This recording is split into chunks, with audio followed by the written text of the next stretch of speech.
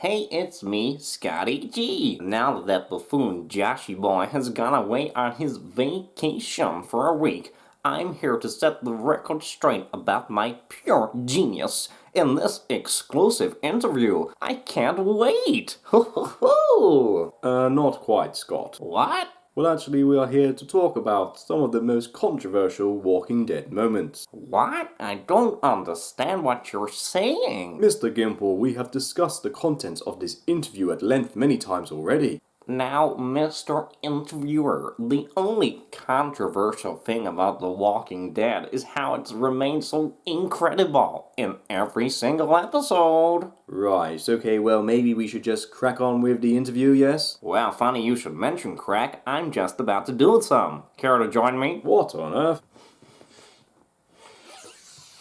Oh, yeah, that's the stuff that gets Scotty G creative juices flowing. Woohoo! So, Scott, I would like to start by firstly talking about Dumpstergate. How do you respond to some of the criticism that was directed towards Glenn's fake-out death? Pretty what now? Criticism? Surely you know what criticism means, right? Doesn't mean that I'm amazing. Oh boy, this is going to be harder than I thought. Okay, Scott, how about you just tell me about your thought process behind Glenn hiding behind a dumpster? Okay, Budweiser, there's a really funny story behind that, actually. Okay, Scott, and... Scott? Yeah? When someone says there's a funny story behind something, they usually elaborate on it a bit more rather than just, sitting there not talking. Well, you know me, I like to leave the audience puzzled at every opportunity. Right, I mean, that's fine and all, but Scott, this is an interview, so can you just work with me a bit here, please? Okay, my Palaruni, I will on this occasion. Okay, so in my groundbreaking original script for this episode, Glenn was going to roll under the dumpster, but once he got under the dumpster, there would be a hidden button underneath it. Now, Glenn would press that button and then be taken down below the earth to a secret society, where he would stay until the big reveal about where he'd been came up in season 18. Seriously? Abso-frickin-lutely! Okay, well, apart from that being a bloody awful idea, why did you not decide to go ahead with this? Well, quite frankly, Simon. My name is not Simon. What can I say? You look like a Simon. That's what I'm gonna call you, buddy. Well, Simon, my man, it's a well-known fact that your average individual is not as intelligent as Scotty G. And I realized that this story would take such a huge IQ to comprehend.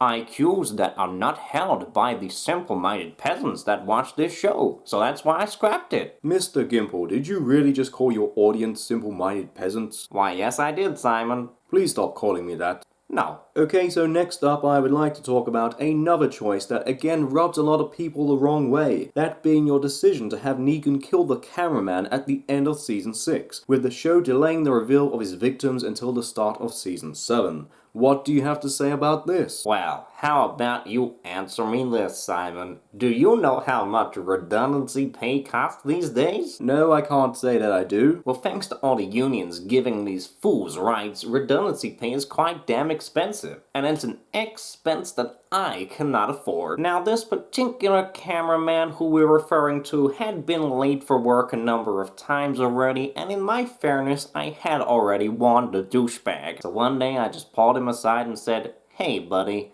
look, you can't come to work late, okay? It's not on. You can't keep doing this." And then he comes out with some bullshit excuse about having to have chemotherapy and not feeling well or something like that. And then I said to him, "Hey, buddy, if I knew you were having therapy, you think I would have gave you the job? You think I would have hired someone who is mentally ill? No way! I mean, the guy lied to my face, man." And then when we were shooting the all-important Negan scene, once again he turned up late, looking like absolute shit, like he'd been out partying all night or something. I mean, that day the guy even fainted on set. I mean, that's how much he was drinking the night before. So what I did was I picked him up, I strapped a camera on his head, and I said, "Hey, JDM, brush his brains in. I mean, I told him it was a prop. You should have seen his face when he realized he killed a real person. Oh my god, it was so funny. Oh, I had a good laugh about that one, I did. Please, Scott, tell me you're joking. Did you listen to a word I said, Simon? I'm deadly serious.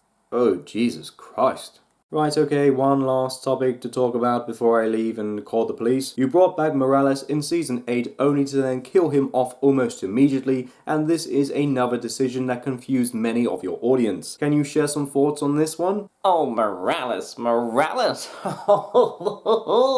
Oh my boy, that's a funny one, that sure is. Now, with me being silly old me, I brought this guy back to the set, but I didn't realize he was over 18, so I had to fire him on the first day. Oh, me and Juan had a good joke-a-rooney about that mishap. With all due respect, Scott, how can you not know that this guy was over 18? Well, my friend, looks can be deceiving. I mean, how old do you think I am, for example? I don't know, say about 50? That is a terrible answer, my friend.